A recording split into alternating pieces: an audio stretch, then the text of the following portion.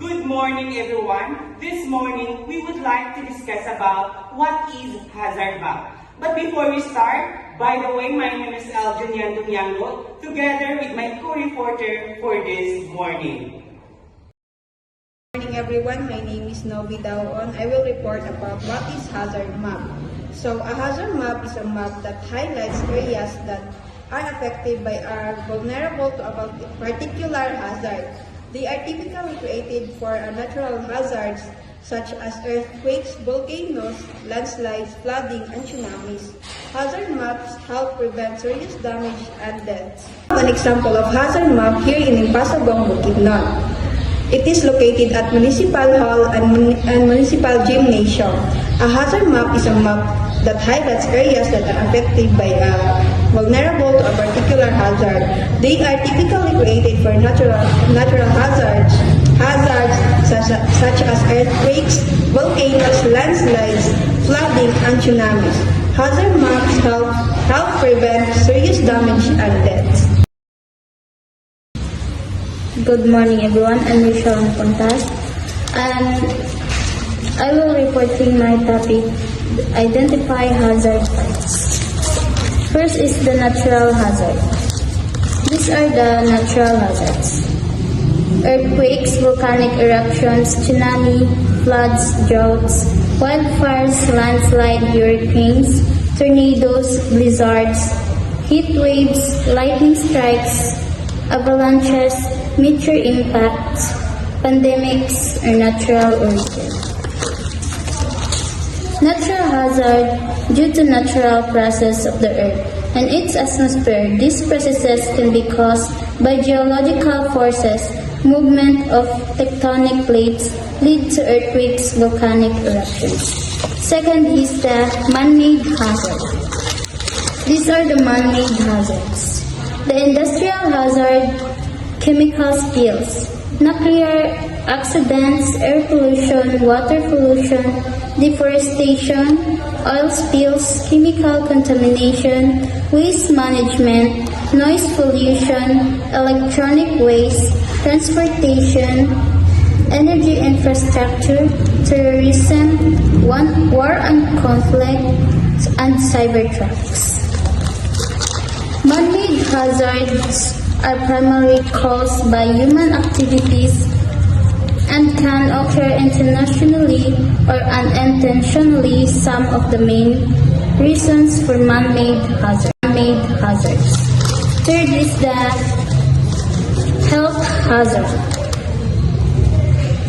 These are the health hazard: infection disease, non-communicable diseases, mental health disorders, addictions, obesity, malnutrition, exposure to toxic substances, radiation, exposure, smoking-related diseases, airborne diseases, vector-borne, sexual health risk, workplace hazards, genetic disorders, and genetic disorders. Health hazards are created by factors that negatively impact human well-being and can be caused by a variety of sources. And last is the social hazard.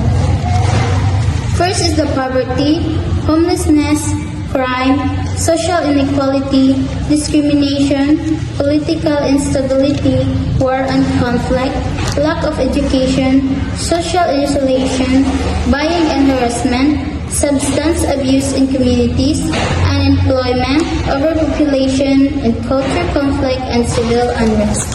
Social hazards are risks of threats that arise from social structures, behaviors, or conditions that negatively impact individuals, communities, or society in as a whole. These hazards are often linked into socio-economic factors, social system, and human behavior. Good morning, everyone. My name is Sheila James Papilini Pipito, and this morning I discussed about Step 2, survey the area. Site visit. Observe physical hazard, e.g. flood-prone area. From the word site visit, medyo nato tan-awon ang lugar para makita nato kung sa mga peligro ana nga lugar sama sa baha, or landslide ba na. Community input. Interview residents about common hazard. Nang need pud ta mag-interview og residente anak nga lugar para mapangutana nato sila kung unsa man ang kasagarang peligro nga may tabo sa ilang lugar para may bal-an pud. That's all. Thank you. So, good morning everyone. I'm Errol Pinoan and I will be discussing the 4 types of hazard. First is the natural hazard. Natural hazard is a hazard that natural process of the earth. For example, like floods, landslides, typhoons, earthquakes, and a volcanic eruption. Second is the man-made hazard. Man-made hazard is typically, this is the causes of the human activities such as the deforestation, pollution, and oil spills, and the other, etc. And the third is the health hazard. Health hazard is the risk of the human health.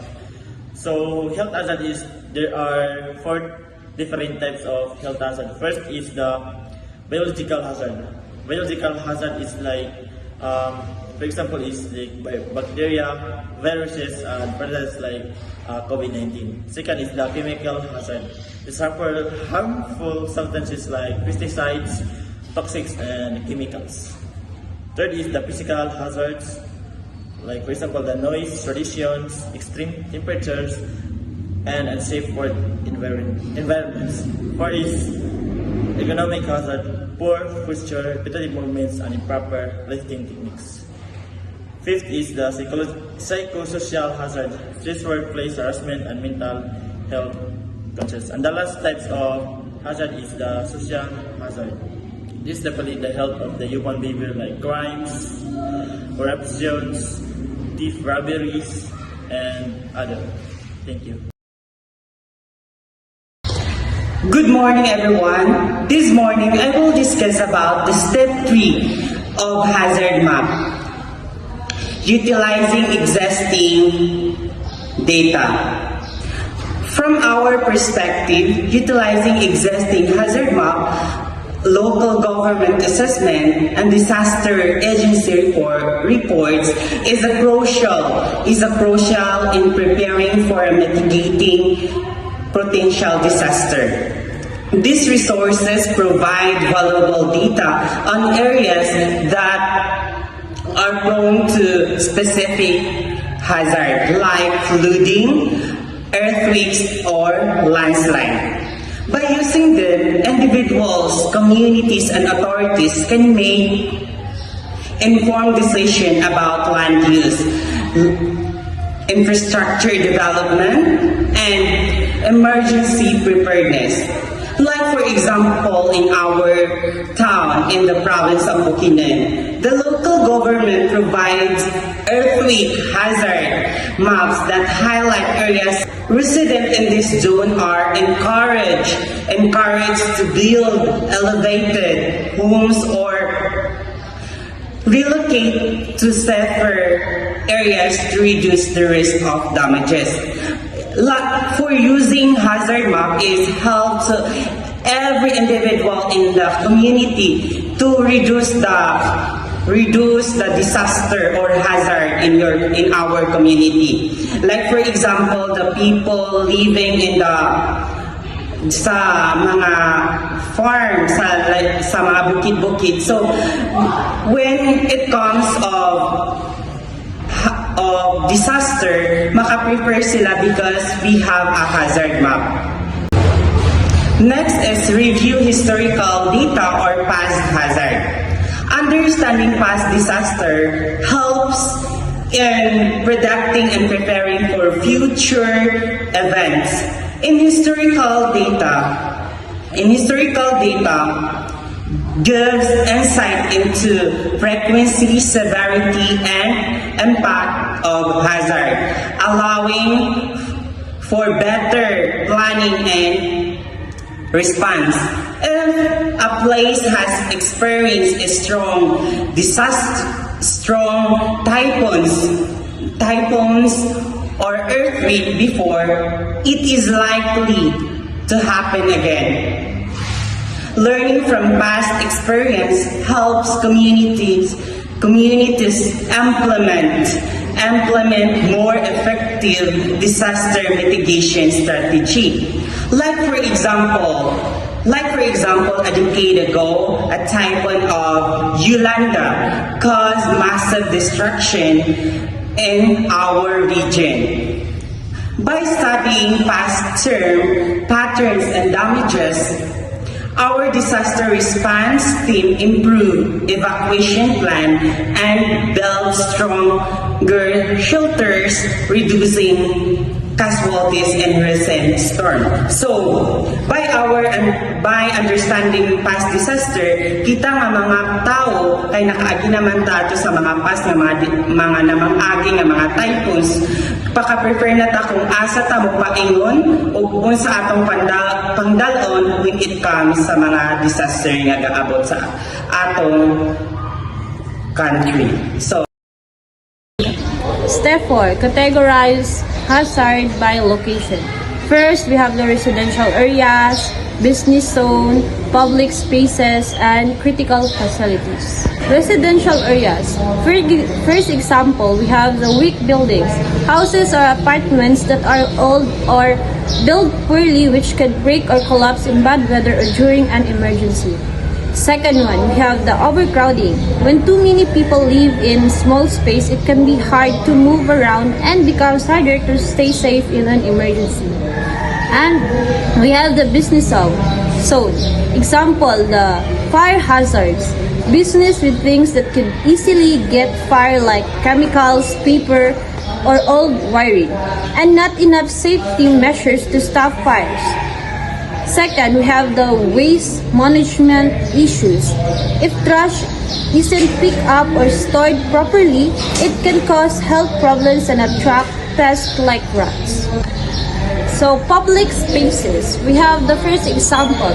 At safe parks, playgrounds or parks with broken equipment, no safety features, or not enough lights, which can lead to accidents or even crimes. Second example, poorly lit streets, increased risk of accident, criminal activity, and decreased public safety at night. We have the critical facilities. First example, schools. Schools that might not have enough safety measures like fire exits or first aid kits or buildings that could be unsafe in an emergency. Second example, hospitals. Hospitals that might not have enough medical equipment or staff during an emergency or not ready for large numbers of people. And the last one, the evacuation centers, places set up for people to go during emergency but they might not have enough space, food, or medical supplies to keep everyone safe. Step 5. Map and visualize. First one, create a physical or digital map making hazard-prone area. Begin by selecting a suitable platform for your hazard map, which can be either physical map or digital one using Geographic Information System or GIS tools or other mapping software. Example of physical map. Use a large sheet of paper or a poster board. You can draw the map by hand or print a base map of the area. Digital map. Utilize software or online platforms like Google Maps to create an interactive map. This allows for easier and sharing. The second one is use color codes to indicate types and severity of hazards. Implement a color coding system to indicate the types and severity of hazard. This enhances the map's readability and allows for quick identification of risk levels. Example is red for high severity, orange for moderate severity, yellow for low severity, and green for safe areas. The third one is validate data with community feedback. Engage the community to validate the hazard map.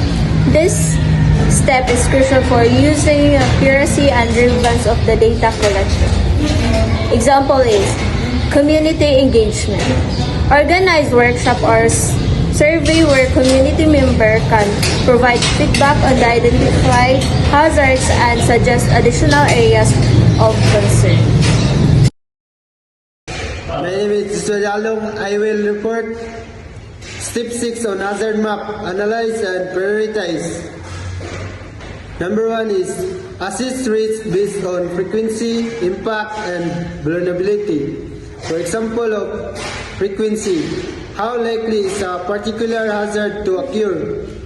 Example of impact, how severe are the consequences is if the hazard occur. Vulnerability, how exposed or susceptible is the area or community to this hazard. Number 2, prioritize high risk area for immediate action. For example, identify area with the high risk on the hazard map and develop action that responds immediately to those hazards. Number 3, develop long-term plan for lesser risk. For example, for area with a lower risk, create a strategy that will mitigate this hazard over time. Thank you.